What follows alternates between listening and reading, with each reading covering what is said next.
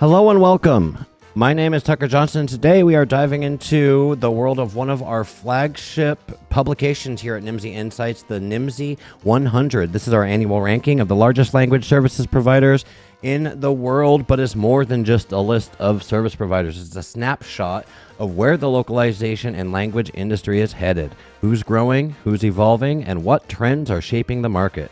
Whether you're a buyer, a vendor, or just curious about the global language space, the Nimdzi 100 gives you a data-driven view of the industry at scale. And we are very much in luck because we have two industry experts here joining us for a quick conversation about the Nimdzi 100. I don't expect that we're going to get into all of the details, so I will cut you short if you start getting into that. The full report is available online. I'll talk about that in a second. But first of all, let me introduce Marjolein Groot, who is the lead researcher and author behind the Nimdzi 100 today, and my friend and colleague Renato Beninato, a longtime industry analyst in the localization space and a contributor to this year's Nimdzi 100 as well. Marjolein, Renato, welcome to today's show. Thank you.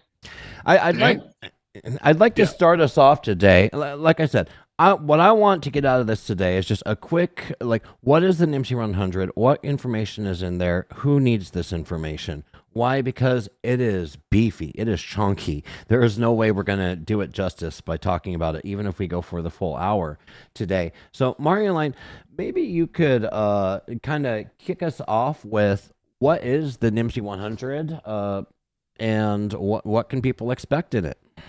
Totally. Yeah, and like you said, there's the ranking, which in the full scheme of the report is 9 pages, and this is talking in PDF style. So the printed report, which is coming soon, the ranking is just 9 pages. The entire report is 80 pages. So there's so much more to it. We talk about the state of the industry as a whole. We have the rankings. Then there's a market analysis. That's the largest chunk of the report. It's more than a third of the report size. We talk about money, M&A. Then there's maps. Love maps. So it's about where's the growth, where are the clients. You can compare. We compare to previous years. Then there's a pretty extensive technology section, which Laszlo Varga wrote with sector analysis of all of the elements of the translation technology sector. And then, of course, there's, additional information after that to tie it all together. Yeah. And I'm going to show where people can find all of this information and follow along at home. But before we get into there, Renato, I thought you talk to everybody in this industry. Your job is to talk. So as you're talking to people in this industry, who have you been talking to? Who reads the Nimdzi 100? Wait. It's Renato's job to talk, but then it's my job to listen. So and it's my I was going to say that. You stole my line. It's my job to tell Renato what to say. But we won't get into that. Renato. Thank you, Tucker, and thank you, Marjolein. This was an exciting project. I think it's the 3rd year that you're leading the Nimdzi 100. And the first thing that I'd like to say is that it's fantastic to see Marjolein and Laszlo both leading this effort without much of my interference, because I tend to be disruptive if I start to meddle with the things. And the project has been running very, very well, and the results and the analysis are very impressive. The conversations that I'm having are essentially with the key players in this space. I've been talking to the CEOs of the top companies. I've been talking to smaller and medium-sized LSPs that have different challenges and opportunities. And I've been talking also to freelance translators, but most importantly, I think that the voice that speaks the loudest is the client's voice, the people who are on the enterprise side, buying services from the players in this market. A little bit of context, I think that the Nimdzi 100 plays several roles, and you ask who reads it. anybody that is interested in the business of language, in the business of localization. And what is the topic that we hear everywhere for the last 3 years is AI, AI, AI. And you see that reflected in some of the analysis that we put in place. But AI is different depending on who's talking about it, who's using it, how it's using it, what is the risk, what are the opportunities, and how it deploys in different parts of the industry. The language industry, I like to say, is an industry that touches every other industry in the world. We deal with communication. We deal with doing business, providing support, informing, educating, all the key activities where communication is important for business. And as such, our industry is a reflection of the parts of the economy that we serve.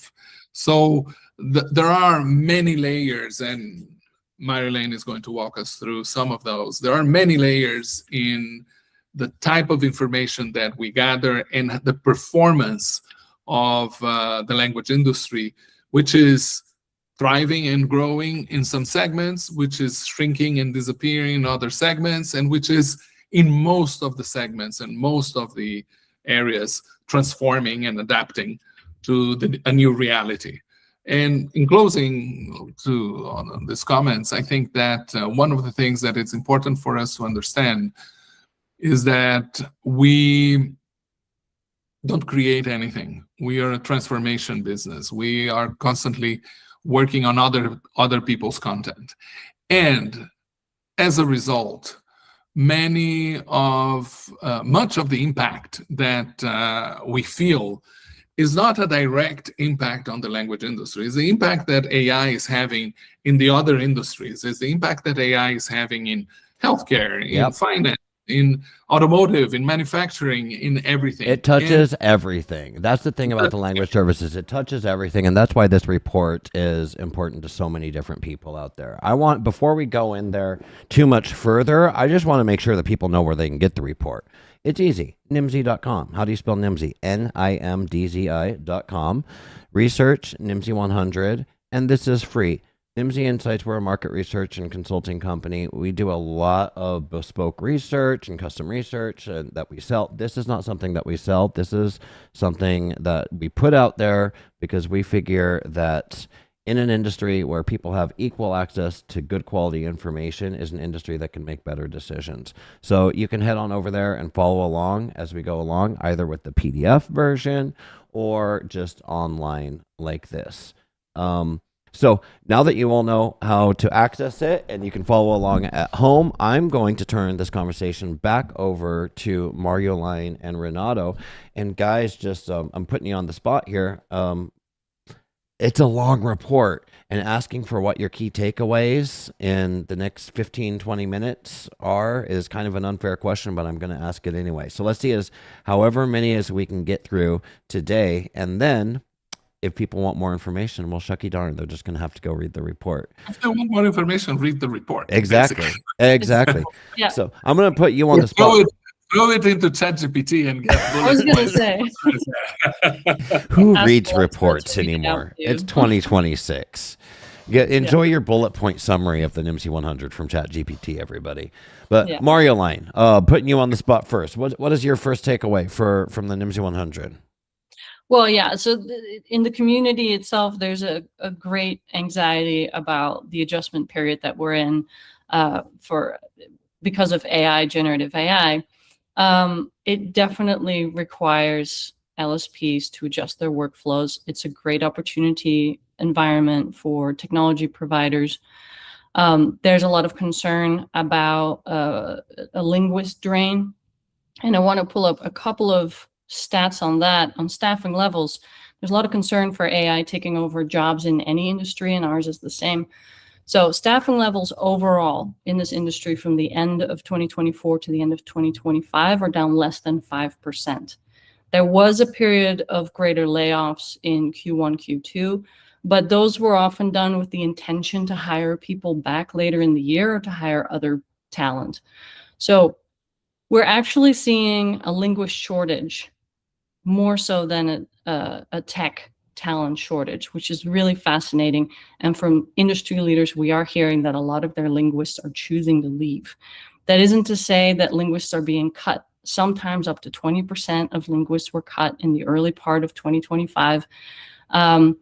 But overall, it's not as dire as it sounds, or as people are concerned of. So part of the result of that, of reducing linguist staffing, increasing technology talent, and adopting an AI forward workflow, is that productivity is up. It's up by our estimates 73%. 73% of productivity is up in the top 100 companies that we measure. So how does this happen? Wait, just a parenthesis, a simple, the productivity is a simple calculation. We divide the revenue by the number of employees, right? Yep, so exactly. what is happening is that with fewer people, or with the same number of people, we get more dollars per annual salary, or whatever information we have. And then it's a good thing to specify that. And so what that means is that LSPs can process greater volumes, but as industry capabilities grow, the buyer side is somewhat behind in the adaptation of this new reality. Many buyers themselves struggle economically, and this isn't the best time for them to invest in adding language pairs and expanding into other markets. So this is a challenge. It's probably the greatest challenge. Price pressure is mentioned year on year as the greatest challenge. Now, one solution that has been shared with us by survey respondents is that they can increase profit margins by changing pricing models. And nearly half of respondents have adopted new pricing strategies in one or more of their business offerings. However, especially larger companies with large clients, those clients are still used to comparing services on price per word basis. So even if they're interested in changing their pricing models, a lot of clients will still ask for a price per word. So now let's talk a little bit about consolidation, because this is happening also. Well, it's accelerating because of the economically stressful environment that this industry is, and all of our related industries. The consolidation is speeding up, but it is not even double compared to last year. When we see growth in the top 10 segment of our ranking, that's a lot of that is because of M&A activity. But overall, growth has slowed down in most segments of our industry. The companies that have the hardest time, it appears from my research, are the ones from between 10 and 50 million in annual revenue. They are not boutique providers, and then they struggle to make the necessary capital investments to compete with the greater players. Renato, do you want to say something more about M&A? M&A is slowed, and we have a whole section discussing details of the change that is happening. And again, this is not specific to the industry. A big story this year was the transition. It wasn't even a merger and acquisition story. It was like a ownership transition of Linebridge, that was owned by HIG, a private equity fund, and was transferred to KKR Credit, which is a division of KKR, a big fund that has a different approach to valuation.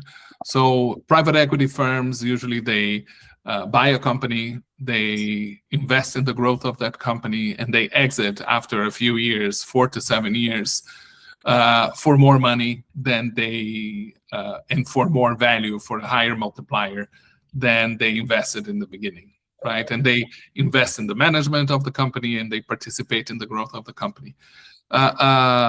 the type of investment that is coming now, if this becomes the norm, is not looking so much at the EBITDA and the multiplier, but at cash generation, the ability to have regular cash inflows and pay debt and so on, and some more financial metrics that are less about explosive growth, but about steady growth, regular business, and so on. That's a change. Another thing that we've seen in the M&A space in 2025 is that there were a lot of companies that went to the market trying to be acquired and to raise money and to grow that pulled out of the market after a while because they weren't getting the kind of money that they expected.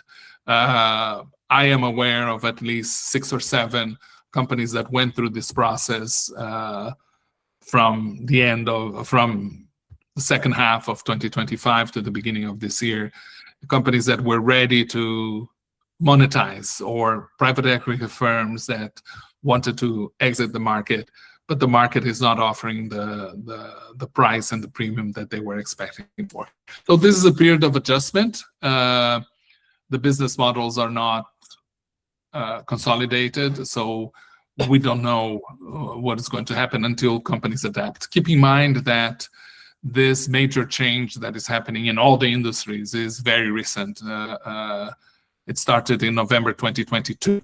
So we have 3.5 years of experiencing this transformation. And we're still learning how to grow business in this space.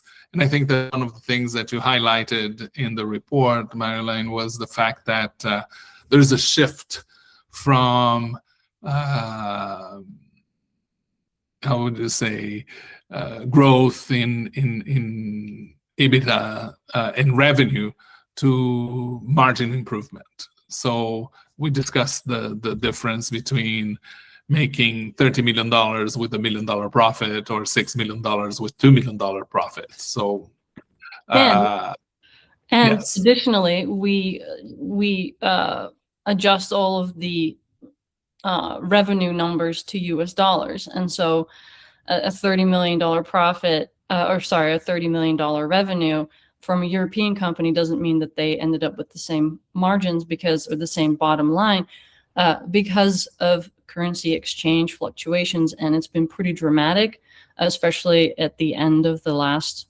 calendar year between the euro and the US dollar. So companies that operate they employ in Europe and they have clients in the United States, they're under contract being paid in US dollars, and those dollars go not nearly as far in the Eurozone. So even if they have steady revenue, they might see lower margins. So yeah, and the point, that's a very good point, but just a little correction. It's not the euro only, it's all currencies. The dollar is going down in every market with very, very few exceptions. But because of current geopolitical situation, that wars and things like that, and and tariffs that have affected the markets and the exchange rate of the dollar. Yeah, this is not a great environment to expand geographical markets. Think about actual physical products, automotive, consumer goods. If it becomes harder to place your products in other zones to other demographics, then it's a big ask for them to invest more in translation and localization. They're going to be investing less. There's also more of a self-reliance attitude right now in the market. So European companies are looking at European mid-size LSPs for their needs a lot more. Europe is and always has been more dominantly served by those mid-market companies. The US is, the powerhouse of large companies, both on the buyer and on the provider side. So that's a challenge. And when you look at government and other regulated industries where this is quite important, cybersecurity is a major concern.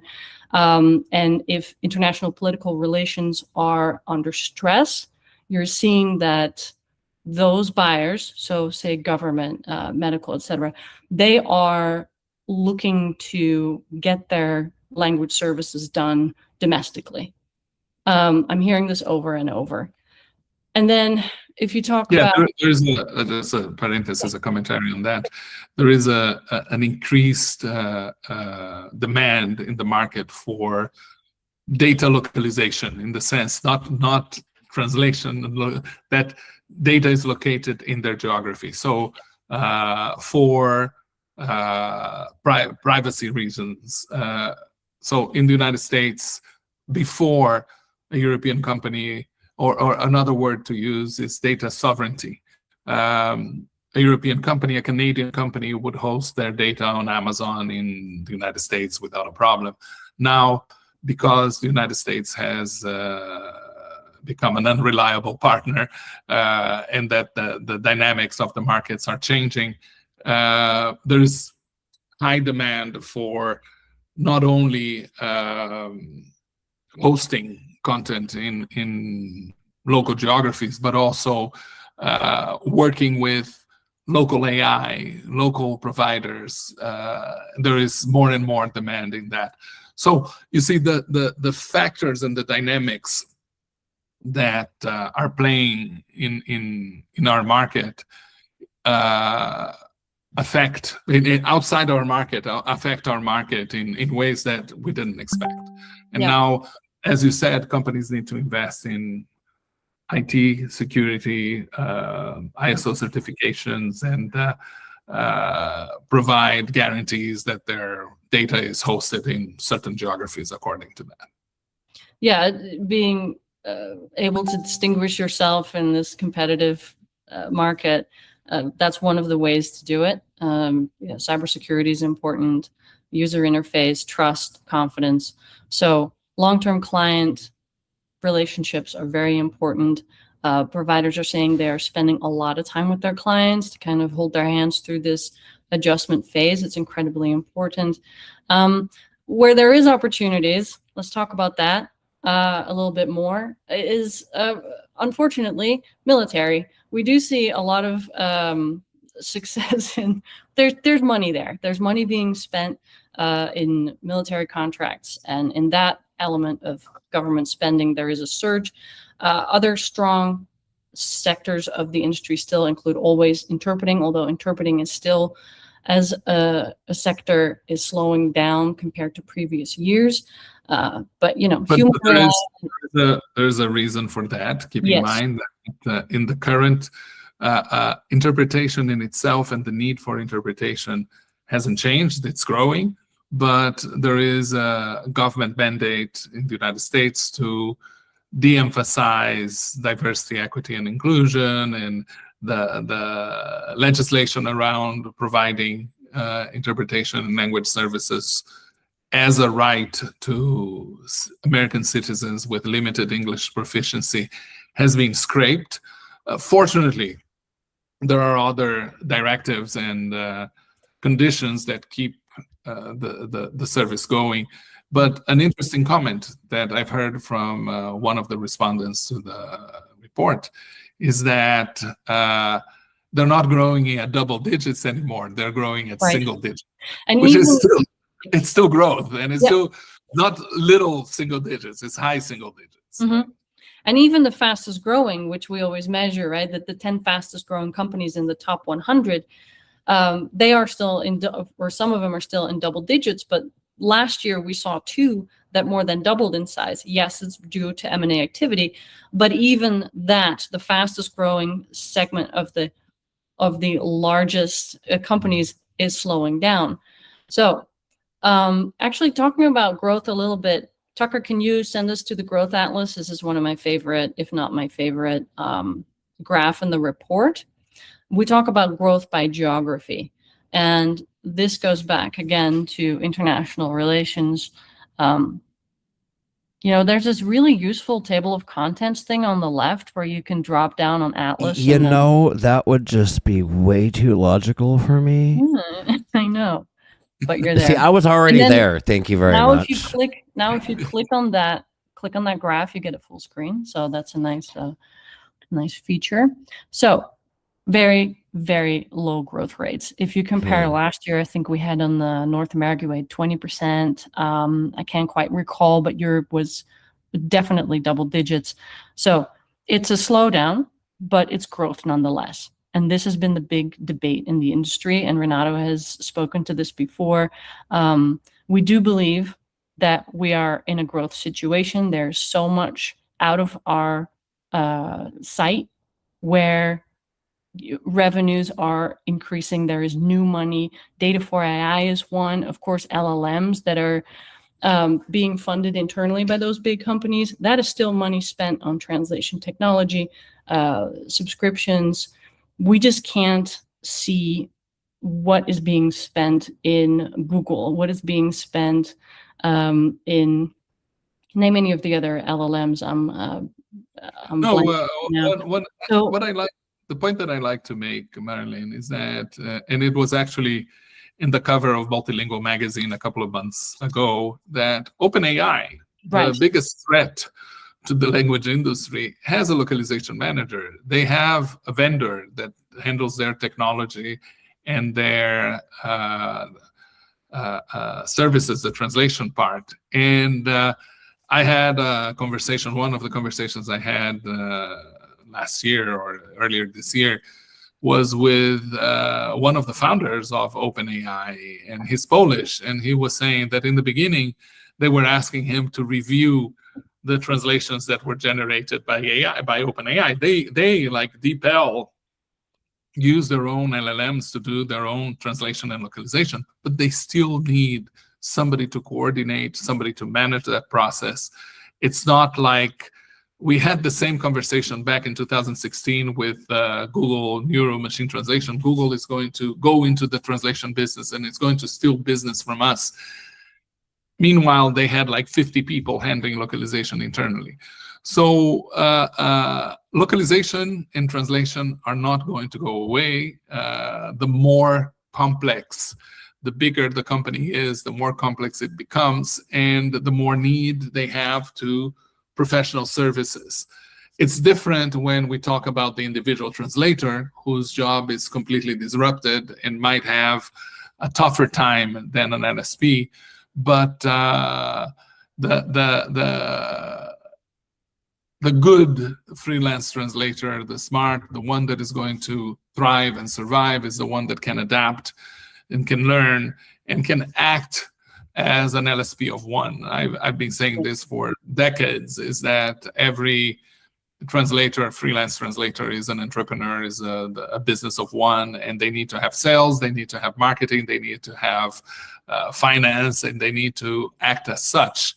And the opportunity now is to become a freelancer, an individual with her own agents. You come to an opportunity and you're not alone. It's me, let's say Afrikaans translator with my 5 agents, my quality control agent, my terminology agent, my finance agent, and so on. And this is a good opportunity to kind of address what we're doing with this report. Is we are estimating the entire size of the industry, and that includes traditional language services, pure technology offerings, and interpreting. And so the pure technology offerings, they are now in the Nimdzi 100. This is the second year in a row that we're including platforms such as Phrase, and we are including DeepL. Wherever we have access to that information, or we can kind of estimate pretty significantly those revenues, we are going to include them. So part of this is people asking why, and it's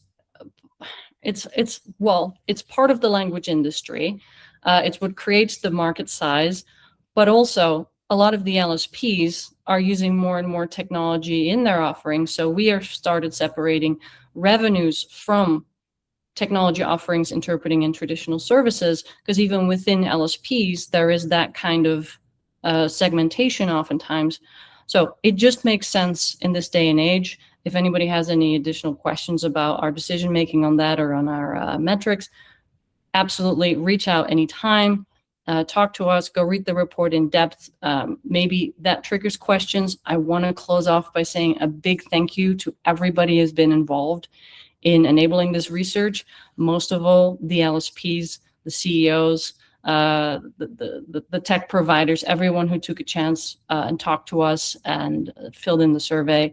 We're very, very excited to tomorrow be adding another list of another 250 providers at least. Maybe we'll get some more, I'm not quite sure yet.